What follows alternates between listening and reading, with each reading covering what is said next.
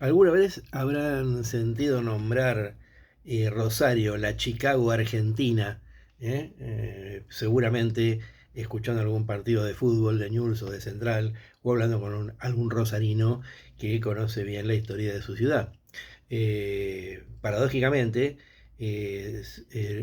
esta cuestión de la Chicago argentina no tenía que ver con los frigoríficos de Chicago, no tenía que ver con los frigoríficos de Rosario, sino tenía que ver con que, como ustedes saben, en Chicago, en Estados Unidos, era la ciudad donde mandaba Al Capone y donde tenía su base de operaciones.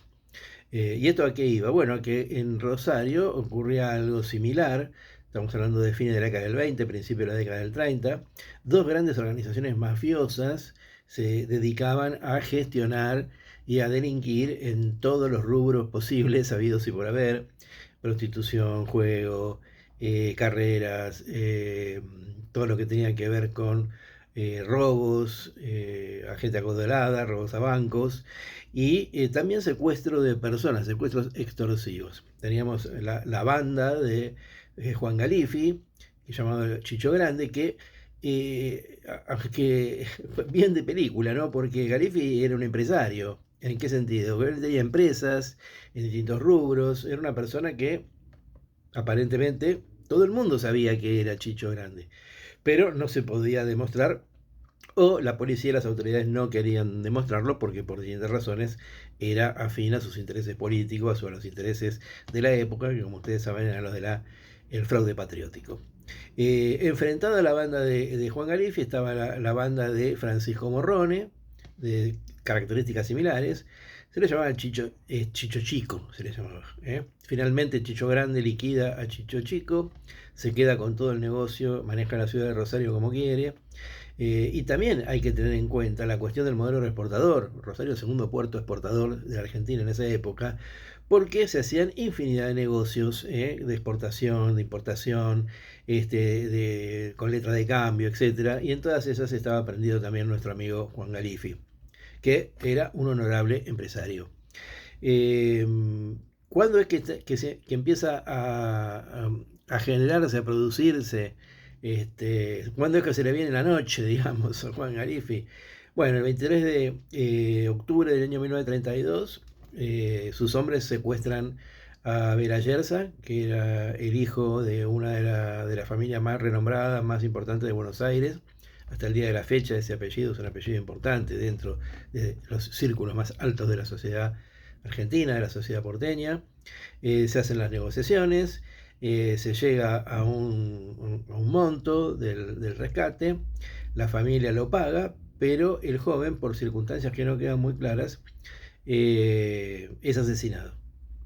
Esto provoca una conmoción nacional, una conmoción periodística, política, de todo tipo. El gobierno nacional se ve obligado a involucrarse, y lo hace a través de dos vías. Una es dándole con un caño, como suelen decir, a la policía provincial, es decir, produciendo una depuración total y absoluta de la policía provincial, que estaba toda corrupta. Eh, y en segundo lugar, bueno, como estamos en la época de el fraude patriótico, de la década infame y de la picana eléctrica, se le dio a la policía carta blanca para que utilizara todos los recursos, todos los medios necesarios para terminar con este flagelo de esta banda. Incluso llegó a haber una campaña que no llegó a éxito, pero una campaña muy importante a nivel nacional para reintroducir la pena de muerte por delitos comunes.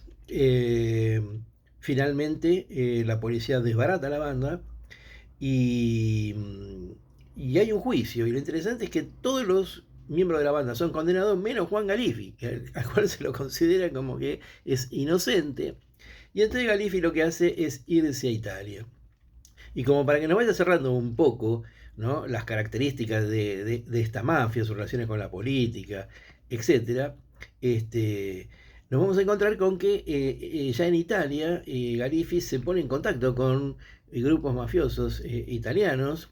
Él mismo era italiano, era un inmigrante italiano en Argentina, y que terminan, digamos, asociados a la figura de Benito Mussolini. ¿Mm? Eh, eh, Sobre el final de la guerra, o casi al final de la Segunda Guerra Mundial, va a morir de un ataque cardíaco, Juan Galifi, en Italia. Bueno, la Chicago Argentina, ¿no es cierto? ¿Tiene algo que ver esa Chicago Argentina con la actual, con lo que está pasando hoy en Rosario? Y en parte sí, porque son rasgos estructurales. En general, un problema que hay cuando se hace la historia argentina o de cualquier otro país es que siempre la historia general, la historia de las clases sociales más importantes, de los partidos políticos más importantes, la historia en el caso argentino de las provincias queda relegada. Por supuesto que existe, por supuesto que existe, pero no está, no se le da la relevancia que debería, se le debería dar. Y por eso es que uno queda, digamos, con imágenes que están muy ligadas.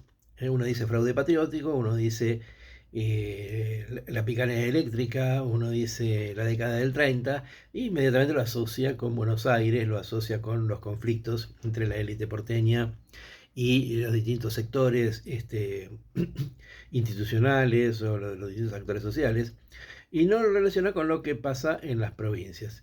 Lo que pasaba en la provincia de Santa Fe era lo mismo que pasaba en la provincia de Buenos Aires. Es decir, había una situación de ilegalidad, había una situación de irregularidad, había una situación en la cual todo era arbitrario en términos políticos, institucionales, e incluso ideológicos, diría yo, porque es una época difícil de entrever quién es conservador, quién es nacionalista, ¿no? Quién es quién, digamos, especialmente dentro de la clase dominante.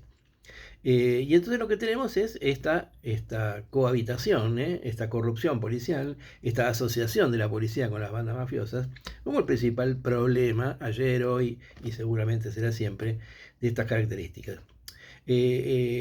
Lo bueno que tuvo en ese momento, desde mi punto de vista, la intervención de Justo, fue que no militarizó, no declaró el estado de sitio, no envió el ejército, envió a la policía de la ciudad, que era lo que después sería la policía federal más tarde. Pero lo malo fue que le dijo, hagan lo que tengan que hacer, digamos, ¿no? Es decir, como que sí, la policía brava, que era la policía brava, ¿no?